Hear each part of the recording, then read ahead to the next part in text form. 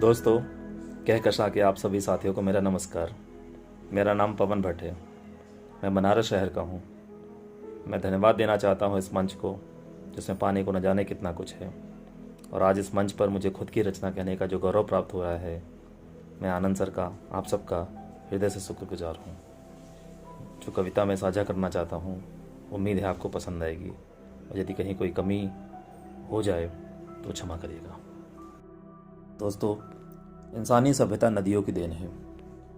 नदियों को हम पूछते आए हैं, और जब हम इनका प्रवाह रोकना चाहते हैं, इनमें कचरा फेंकते हैं, तो मुझे काफ़ी दुख होता है। और यही सोचकर एक नदी की जीवनी मैंने चंद पंक्तियों के माध्यम से बनाई है। आशा करता हूँ आपको पसंद आएगा। सरहद के इस पार से सरहद के उस पार तक एक नदी जाती है।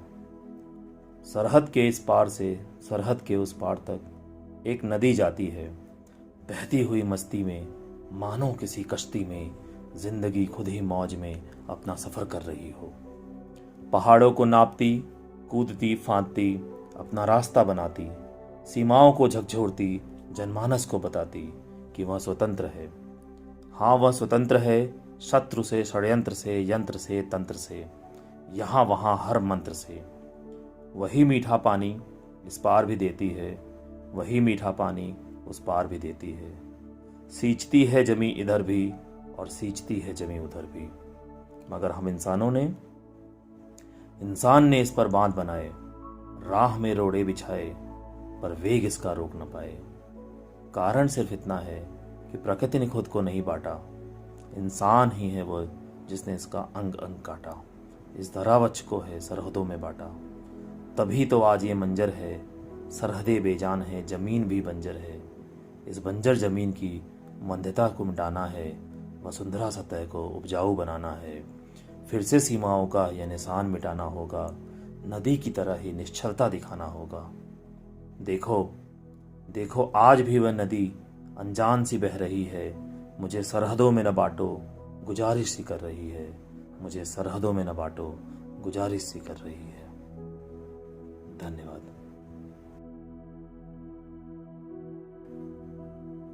दोस्तों, इस कविता में मुझे किसी की तारीफ करनी है, और तारीफ जब मेरे शब्द ना जुट पाए तो मैंने सोचा एक चित्र बनाता हूँ और उसमें कुछ रंग भरता हूँ। और वो रंग भी जब नहीं समझ में आया तो मैंने सोचा ये असमंजस की ज़िंदगी से अच्छा है कि जो मेरे इस समय नहीं समझ में आ रहा है वही मैं कागज़ पर उतार दूँ। और वो कुछ यूँ बन पड़ा है। उम्मीद करता हूँ आपको पसंद आएगा। तुमको चाहा गीतों में मैं बांध सकूं, तुमको चाहा गीतों में मैं बांध सकूं, एक कोशिश की पर बांध न पाया। चित्र बनाया एक सुनहरा सुंदर सा, पर रंग तुम्हारा ना भर पाया। तुमको चाहा गीतों में मैं बांध सकूं, एक कोशिश की पर बांध न पाया। चित्र बनाया एक सुनहरा सुंदर सा, पर रंग तुम्हारा ना भर पाया। सोचा मन की गहराई में छवि उतारो एक तुम्हारी, सोचा मन की गहराई में छवि उतारो एक तुम्हारी, पर तुम जैसी हो वैसा तो मन बेचारा सोच न पाया। जगते जगते रैन गुजारी, सोच सोच कर जब मैं हारा, मुझको तुम्हारा राज बताने टूटा आसमान का तारा। और आसमान का तारा टूट के जो मुझे राज बताता है, और तब मैंने समझा कि मृग मरीच का हो तुम मानो, मृग मरीच का हो तुम मानो, चंचल स्वर्णिम गात तुम्हारा, जब भी चाहा पास में आऊं, तुमको हरदम ओछल पाया। मैं क्या तुमको बांधूंगा, अब मुझे ये समझ में आ गया कि मैं ये सब नहीं कर पाऊंगा, तो मैं क्या तुमको बांधूंगा, स्वयं तुमने मुझको बांध रखा है। जितनी कोशिश करूं मैं चाहूं, प्रेम पास से मुक्ति न पाया, प्रेम पास से मुक्ति न पाया। और ये आखिर की चंद पंक्तियां हैं कि बेचैनी है हृदय वेदना, शब्दों में कैसे कह जाऊं, बेचैनी है हृदय वेदना, शब्दों में कैसे कह जाऊं। सहज नहीं ये मोह प्रिय की बात तुम्हें गीतों में पाऊं, सहज नहीं ये मोह प्रिय की बात तुम्हें गीतों में पाऊं। तुमको चाहा गीतों में मैं बांध सकूं, एक कोशिश की पर बांध न पाया। चित्र बनाया एक सुनहरा सुंदर सा, पर रंग तुम्हारा ना भर पाया।